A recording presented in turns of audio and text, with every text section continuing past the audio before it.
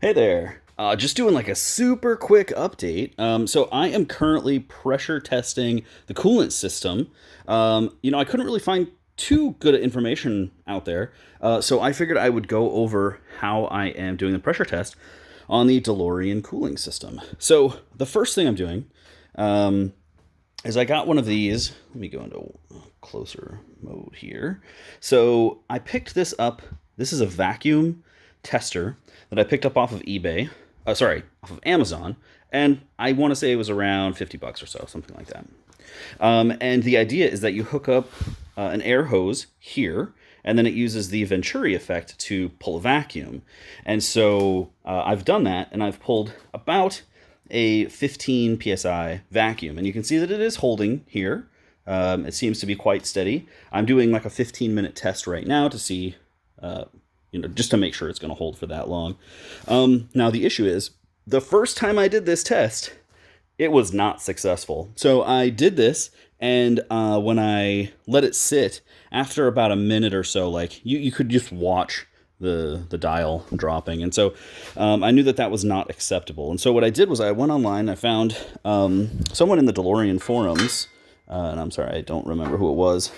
They recommended putting like a Schrader valve onto the overflow tube here, and then using that to, instead of vacuum pressuring it, positive pressuring it. Because the issue with vacuum pressurizing is that you can't really find the leaks. So if you have a leak, how do you know where it is? It's just somewhere in the system is leaking in, and it's hard to find. So what you do is, so this cost me about $20 worth, which is kind of stupid.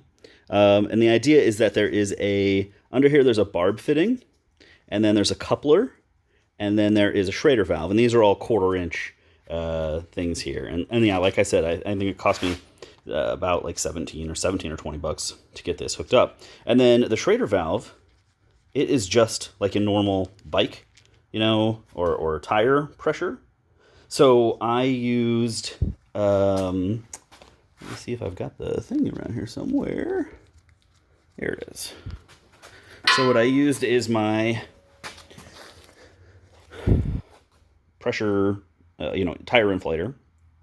And this just plugs onto there and you air it up.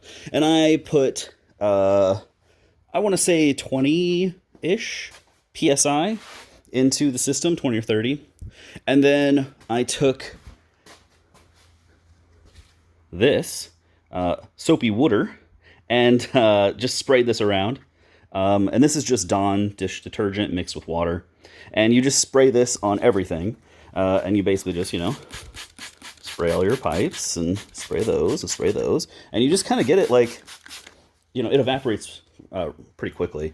But the idea is that when you do that, you'll start to notice bubbles.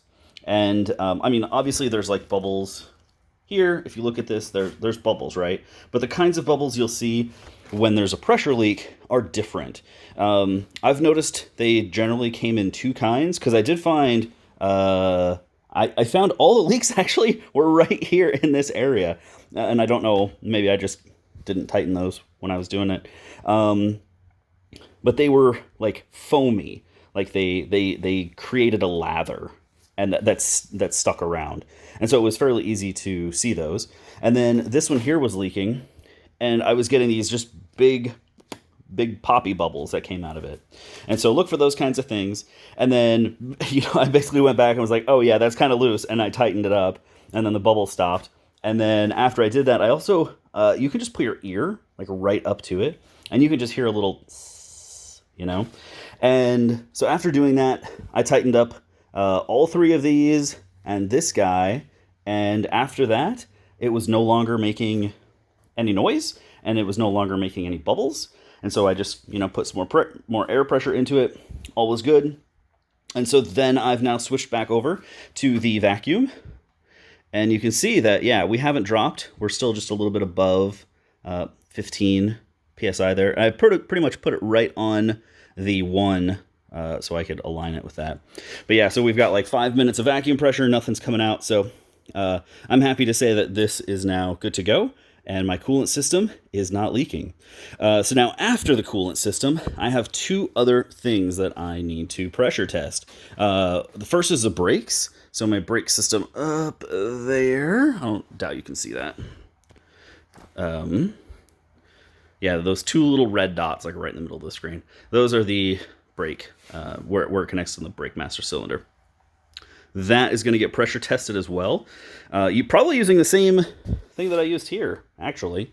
And so I'll do that, and then again go around, squirt with soapy water, make sure it holds pressure. And then once the brakes are good and the coolant system is good, the last one is the fuel system. And so the fuel system, the way that you test that is you can't test it with air because there's all sorts of stuff in the engine. So what you have to do is, and I've got a newer model fuel pump, and so you basically just connect 12 volts to that, turn on the fuel pump, let it pump through, and then just look for fuel leaks. So that's the goal today, is to get all of these systems pressure tested because the rest of the car is done. So short video, 6 minutes, I'm sorry. Thanks for watching. I'll have another update a little bit later. Thanks for watching.